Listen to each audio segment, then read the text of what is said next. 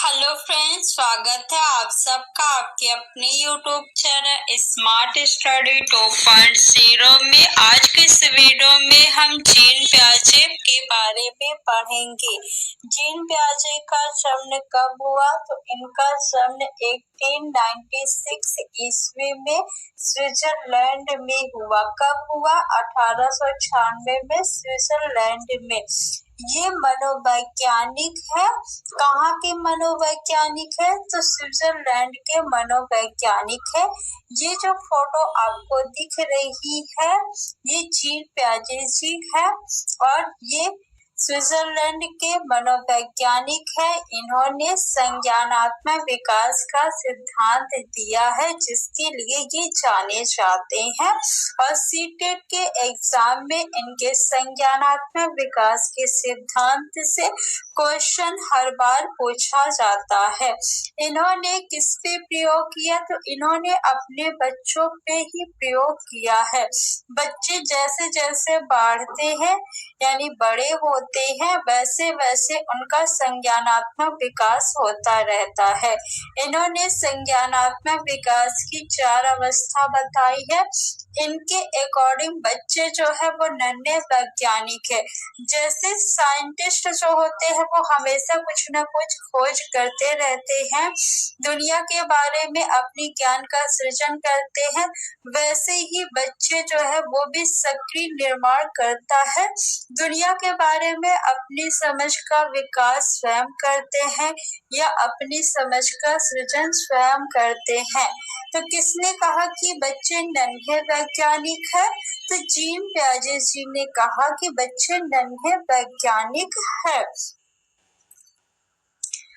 Gene पियाजे के संज्ञानात्मक विकास के अन्य नाम।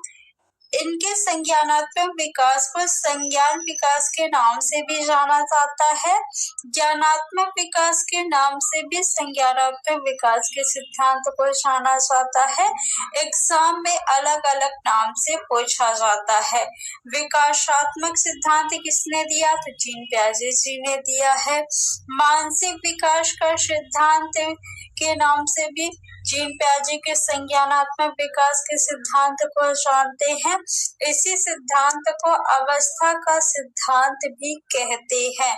तो अगर आपसे पूछे कि अवस्था का सिद्धांत किसने दिया तो जीन पियाजे जी ने दिया है अवस्था का सिद्धांत। कितनी अवस्थाएं बताई हैं?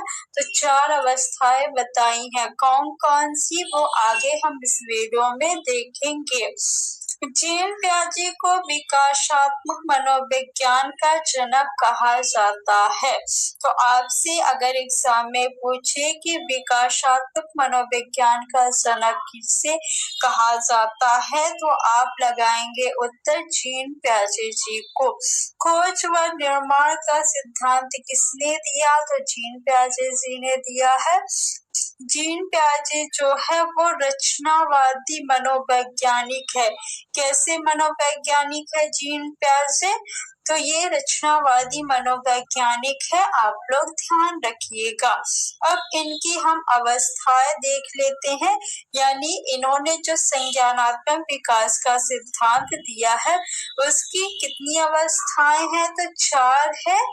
चारों को आपको क्रम से याद करना होगा क्योंकि इसका क्रम भी एग्जाम में पूछा जाता है। मैं आपको क्वेश्चन भी दिखाऊंगी। पियाजे के अनुसार संज्ञानात्मक विकास की तीसरी अवस्था कौन सी है? तो अभी मैं आपको अवस्थाओं के बारे में बताऊंगी, फिर उसके बाद हम इस क्वेश्चंस को करेंगे।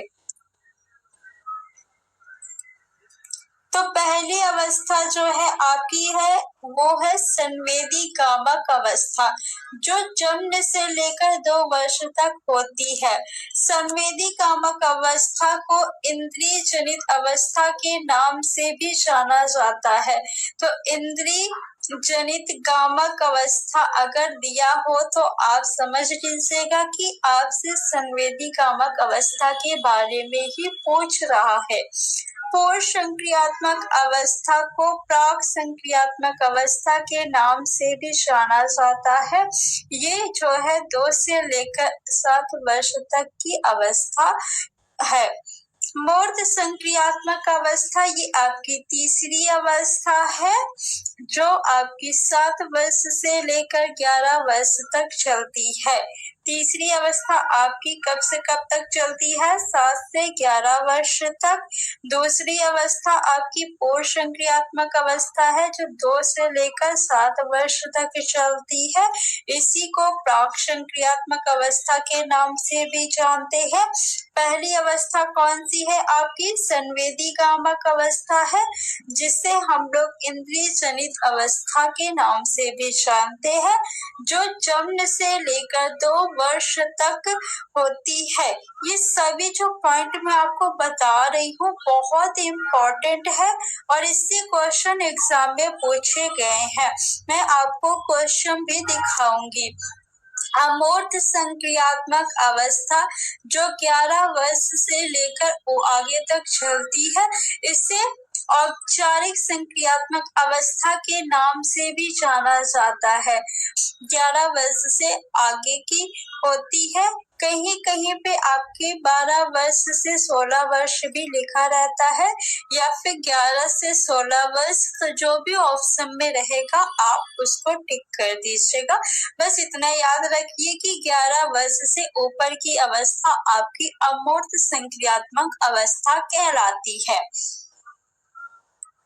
तो फ्रेंड्स, अब आप लोग इस क्वेश्चन को करिए। प्याजे के अनुसार संज्ञानात्मक विकास की तीसरी अवस्था कौन सी है?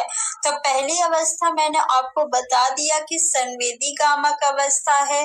दूसरी अवस्था कौन सी है? आपकी पूर्व संक्रियात्मक अवस्था है।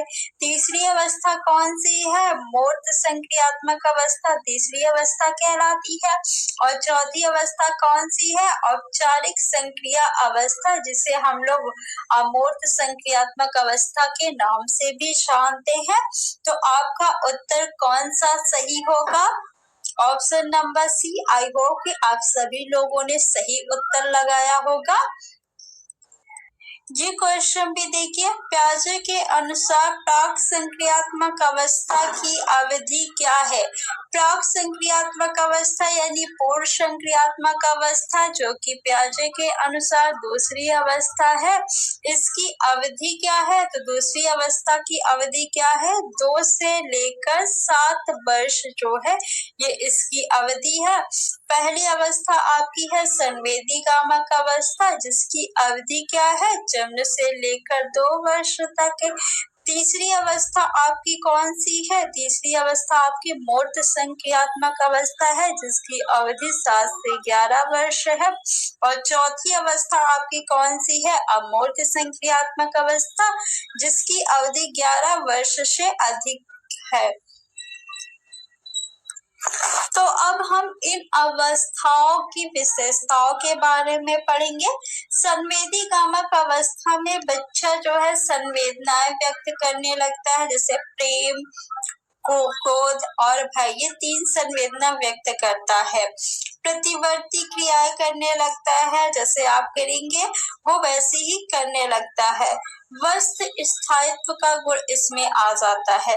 जैसे मान लीजिए कि आप 1.5 वर्ष से लेकर 2 वर्ष के बच्चे को कुत्ता दिखा दीजिए, डॉग दिखा दीजिए, फिर वो जब दोबारा डॉग को देखेगा तो वो पहचान लेगा कि हाँ ये डॉग है। डॉग को अगर आप दिखा देंगे तो वो दोबारा जब भी देखेगा उसे पहचान लेगा। या कोई भी चीज आप दिखाएंगे तो वो जब दोबारा देखेगा तो उस चीज को पहचान लेगा। अनुकरण करने लगता है बच्चा, यानी जैसे आप लोग करेंगे वैसे ही वो भी करता है। बच्चा जो है वो अनुकरण के माध्यम से ही भाषा बोलना सीखता है, व्यवहार सीखता है। तो इसीलिए कहा गया है कि बच्चे का जो प्रारंभिक बचपन होता है वो भाषा विकास के लिए बहुत महत्वपूर्ण होता है। आपको बच्चे को जैसे भी बनाना है उसी अनुसार आप व्यवहार करिए। आपको देख के ही बच्चा सीखेगा। वो खेलना शुरू कर देता है, खिलौने तोड़ना शुरू कर देता है। किस अवस्था में? संवेदी कामक अवस्था में। ये सभी शब्द जो है ये आपके कीवर्ड है, ये आप लोग ध्यान रखिएगा। ये क्वेश्चन को सॉल्व करने में हेल्प करेंगे आपके। नेक्स्ट अवस्था है पूर्ण संक्रियात्मक अवस्था, जिसे हम लोग प्राक संक्रियात्मक अवस्था के नाम से भी जानते हैं। 2 से 7 वर्ष की अवधि होती है। विचारों की अनुत्क्रमणीयता, इसका मतलब क्या होता है? देखिए, जैसे आपने बच्चे को सिखा दिया कि 2 और 4 जो है मिलके 6 होते हैं, फिर उसके बाद अगर आप बच्चे से पूछेंगे कि 4 और 2 मिलके कितने होंगे, तो वो 6 नहीं बता पाएगा। इसी को कहते हैं अपलटाववादी या विचारों की अनुत्क्रमणीयता। आत्म केंद्रिता किसे कहते हैं? इसमें क्या है, बच्चा जो भी कर रहा है, जो सोच रहा है, वह सब ठीक है। अगर आप मान लीजिए बच्चे से कुछ कहेंगे कि बेटा ये तुम गलत कर रहे हो, वो कहेगा नहीं मैं सही कर रहा हूँ। या फिर आप कोई चीज लेके जाइए घर पे, जैसे आइसक्रीम है या कुछ भी, तो बच्चा कहेगा सारा मुझे दे दो। इसी को कहते हैं स्वकेंद्रित या अहम केंद्रित या आत्म केंद्रिता।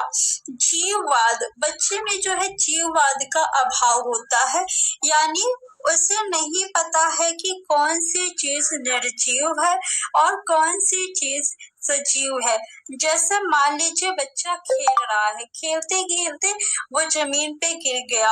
अगर आपने जमीन को मार दिया तो वो शांत हो जाएगा और कहेगा हाँ और मारो जमीन को, और मारो जमीन को। आपने देखा होगा ऐसे। तो इसी को कहते हैं जीववाद, यानी उसमें जो है जीववाद का अभाव होता है। वो अंतर नहीं कर पाता कि कौन सी चीज सजीव है, कौन सी चीज निर्जीव है। मुद्रा संप्रत्यय का गुण भी उसमें इसी अवस्था में आता है। यानी मान लीजिए कि अगर आपने बच्चे को एक 2000 की नोट दे दिया और एक आपने 20-20 की 2 नोट दे दिया, अगर इन दोनों चीज में से उसे आप कहेंगे कि एक चीज चुने, तो वो कौन सा चुनेगा? तो वो 20-20 की 2 नोट चुनेगा 2000 के इस स्थान पे, क्योंकि उसे नहीं पता है कि इसकी वैल्यू ज्यादा है ना कि इसकी। तो उसमें जो है मुद्रा संप्रत्यय का अभाव होता है। दूरी, भार, ऊंचाई की योग्यता की भी कमी होती है। किस अवस्था में? पूर्ण संक्रियात्मक अवस्था में। जैसे मान लीजिए 2 बर्तन है, एक आपका चौड़ा है और एक जो है वो लंबा है। ये दोनों में जो है पानी है, या फिर मान लीजिए कि केक रखा है। अब दोनों में केक जो है बिल्कुल बराबर है, लेकिन बच्चे को आप कहेंगे कि दोनों में से एक ले लो, तो बच्चा कौन सा लेगा? बच्चा ये ऊंचाई ज्यादा है ना, तो इसी को लेगा। यानी उसे ये नहीं पता कि दोनों में बराबर है, उसे लगेगा कि इसमें ज्यादा है।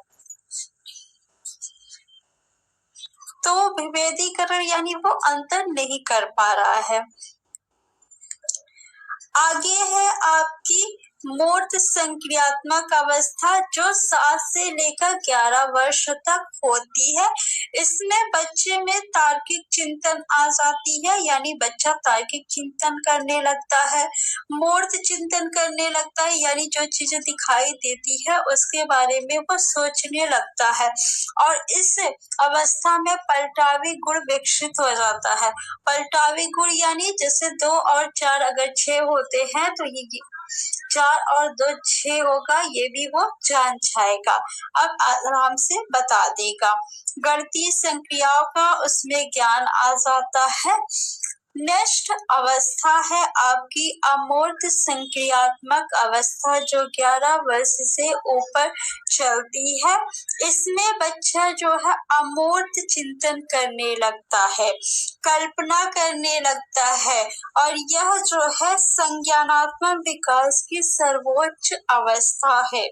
कौन सी अवस्था है? सर्वोच्च अवस्था है। निगमनात्मक चिंतन किस अवस्था में करता है? तो वो भी आपके अमूर्त संक्रियात्मक अवस्था में ही करता है। और अब हम एक क्वेश्चन देख लेते हैं। पियाजे के अनुसार निम्नलिखित में से कौन सी अवस्था में बच्चा अमूर्त संकल्पनाओं के विषय में तार्किक चिंतन करना आरंभ करता है? यहाँ पे आपको कीवर्ड ढूंढना होगा, क्योंकि एग्जाम में जो है ऐसे क्वेश्चन आते हैं हमें समझ में नहीं आता। तो यहाँ पे देखिए आपका कीवर्ड है अमूर्त चिंतन, यानी अमूर्त संकल्पनाओं के विषय में सोचना, जिसका मतलब है अमूर्त चिंतन। तो अमूर्त चिंतन किस अवस्था में बच्चा करता है? यहाँ पे देखिए आपका कीवर्ड दिया हुआ है ना, अमूर्त चिंतन। किसमें दिया हुआ है? अमूर्त संक्रियात्मक अवस्था, जिसे हम लोग औपचारिक संक्रियात्मक अवस्था के नाम से भी जानते हैं। तो कौन सा ऑप्शन सही होगा? तो आपका ऑप्शन नंबर ए जो है वो बिल्कुल सही हो जाएगा। इसी तरह आप जब क्वेश्चन को कीवर्ड के माध्यम से करेंगे तो आप क्वेश्चन को आसानी से कर पाएंगे। एक और क्वेश्चन देखिए, बच्चे दुनिया के बारे में अपनी समझ का सृजन करते हैं, इसका श्रेय किसको जाता है? तो मैंने आपको स्टार्ट में ही बताया था, जी प्याजे जी ने कहा है ऑप्शन नंबर डी आपका सही है। पियाजे के संज्ञानात्मक विकास के चरणों के अनुसार इंद्रिय कामक या संवेदी प्रेरक अवस्था किसके साथ संबंधित है? तो अनुकरण, स्मृति और मानसिक निरूपण। देखिए इंद्रिय कामक अवस्था यानी कौन सी अवस्था है आपकी? संवेदी कामक अवस्था। इसमें देखिए संवेदनाएं दिया है ना यहाँ पे आपका, और कीवर्ड में देखिए अनुकरण दिया हुआ है। अनुकरण आपको क्वेश्चन में दिखेगा, ये देखिए अनुकरण दिया है ना, तो आप क्या लगाएंगे? ऑप्शन नंबर ए को लगाएंगे। इंद्रिय कामक अवस्था में ये कीवर्ड आपको दिया था, तो इसलिए आप लोग ये जितनी भी अवस्थाएं हैं इनमें जो भी कीवर्ड दिए हैं उन्हें आप लोग याद कर लीजिएगा। आपको ये कीवर्ड जो है क्वेश्चन को एग्जाम टाइम में कम समय में सटीक करने में हेल्प करेगा। जीन पियाजे के अनुसार अधिगम के लिए निम्नलिखित में से क्या आवश्यक है? शिक्षार्थी के द्वारा पर्यावरण की सक्रिय खोजबीन, वयस्कों के व्यवहार का अवलोकन, ईश्वरीय न्याय पर विश्वास, शिक्षकों और माता पिता द्वारा पुनर्बलन। तो पियाजे जी ने क्या कहा कि बच्चे जो है वो नन्हे वैज्ञानिक है, दुनिया के बारे में अपने ज्ञान का सृजन वो स्वयं करते हैं। तो ऑप्शन नंबर ए आपका सही है, शिक्षार्थी के द्वारा पर्यावरण की सक्रिय खोजबीन। निम्नलिखित में से कौन सा कथन पियाजे के सिद्धांत के अनुसार नहीं कहा जा सकता? विकास गुणात्मक चरणों में होता है, ये सही है पियाजे जी के कथन के अनुसार। तो ये आपका उत्तर नहीं होगा क्योंकि आपको निगेटिव वाला लगाना है। बच्चे अपनी दुनिया के बारे में ज्ञान का निर्माण और उपयोग करते हैं, ये भी पियाजे जी ने कहा है, तो ये भी आपका उत्तर नहीं होगा। निरंतर अभ्यास से अधिगम होता है। देखिए अधिगम का सिद्धांत जो है किसने दिया है? थॉर्नडाइक जी ने दिया है अधिगम का सिद्धांत। 3 मुख्य सिद्धांत है, तत्परता का नियम, अभ्यास का नियम और प्रभाव का नियम, और 5 गौड़ सिद्धांत है। तो ये आपका उत्तर हो जाएगा। ये जीन पियाजे जी ने नहीं, थॉर्नडाइक जी ने कहा है, उनके अनुसार सही है। बच्चे अपने पर्यावरण पर क्रिया करते हैं, ये भी सही है जीन पियाजे के अनुसार। तो ऑप्शन नंबर सी आपका उत्तर हो जाएगा। जीन पियाजे के सिद्धांत का प्रमुख प्रस्ताव है कि बच्चों की सोच वयस्कों से बेहतर होती है। बिल्कुल गलत है। बच्चों की सोच मात्रात्मक रूप में वयस्कों से भिन्न होती है, नहीं। बच्चों की सोच गुणात्मक रूप से वयस्कों से भिन्न होती है, ये सही है। जीन पियाजे जी ने कहा है कि बच्चों की सोच जो है वयस्कों की सोच से मात्रा में बराबर होती है, लेकिन गुणात्मक रूप से भिन्न होती है। बच्चों की सोच वयस्कों से निम्न होती है, नहीं। ऑप्शन नंबर सी आपका बिल्कुल सही है। संज्ञानात्मक विकास की किस अवस्था के दौरान बच्चा अपने स्व केंद्रित चिंतन पर नियंत्रण करने में सक्षम होता है? यहाँ पे कीवर्ड देखिए क्या आया है, स्व केंद्रित। तो स्व केंद्रित या अहम केंद्रित शब्द जब आपको प्रश्न में दिख जाए तो आप कौन सी अवस्था लगाएंगे? पूर्व संक्रियात्मक अवस्था। ऑप्शन नंबर बी आपका बिल्कुल सही है। पूर्व संक्रियात्मक अवस्था की अवधि क्या है? तो 2 से लेकर 7 वर्ष की अवस्था जो है आपकी पूर्व संक्रियात्मक अवस्था कहलाती है। संवेदी गामक अवस्था जो है ये आपकी प्रथम अवस्था है और जन्म से लेकर 2 वर्ष तक की अवस्था संवेदी गामक अवस्था कहलाती है। मूर्त संक्रियात्मक अवस्था जो है आपकी ये 7 से लेकर 11 वर्ष तक होती है और ये आपकी तीसरी अवस्था है। चौथी अवस्था कौन सी है? तो औपचारिक संक्रियात्मक अवस्था या इसी अवस्था को अमूर्त संक्रियात्मक अवस्था भी कहते हैं, जो 11 से ऊपर की अवस्था होती है। जीन पियाजे के अनुसार विकास के किस स्तर पर बच्चे में परिकल्पना आधारित निगमनात्मक तार्किकता विकसित होती है और वैज्ञानिक सोच उभरना शुरू होती है? देखिए यहाँ पे कीवर्ड क्या है? कीवर्ड है आपका परिकल्पना। जब क्वेश्चन में परिकल्पना आ जाए तो आप कौन सी अवस्था लगाएंगे? अमूर्त संक्रियात्मक अवस्था या औपचारिक संक्रियात्मक अवस्था। ये कौन सी अवस्था है? चौथी अवस्था है। जब प्रश्न में कल्पना या परिकल्पना कीवर्ड आ जाए तो आप लोग अमूर्त संक्रियात्मक अवस्था लगाइएगा और जब तार्किक सोच दिया हो तो क्या लगाएंगे आप? मूर्त संक्रियात्मक अवस्था। यहाँ पे एक और कीवर्ड है, वो क्या है आपका? निगमनात्मक तार्किक चिंतन। ये भी क्या है? आपका कीवर्ड है। अगर ये भी शब्द आपको दिख जाए तो आप अमूर्त संक्रियात्मक अवस्था को लगाइएगा एग्जाम टाइम में। पियाजे के संज्ञानात्मक विकास सिद्धांत के अनुसार एक बच्चा किस अवधि में तार्किक सोच में सक्षम होता है? यहाँ पे कीवर्ड क्या है? तो कीवर्ड है तार्किक सोच। तो आप कौन सी अवस्था लगाएंगे? संक्रियात्मक अवस्था। ये सभी कीवर्ड जो है मैंने आपको वीडियोज ऑफ पार्ट 1 है उसमें बताया है, तो आप लोग पार्ट 1 इसका जरूर देखिए। क्वेश्चन नंबर 17, पियाजे के अनुसार सूचना प्रक्रिया की कौन सी विधि अवधि स्कीमा के निर्माण में मदद करती है? स्कीमा किसे कहते हैं? तो छोटी छोटी सूचनाओं का संग्रह जो है स्कीमा कहलाता है।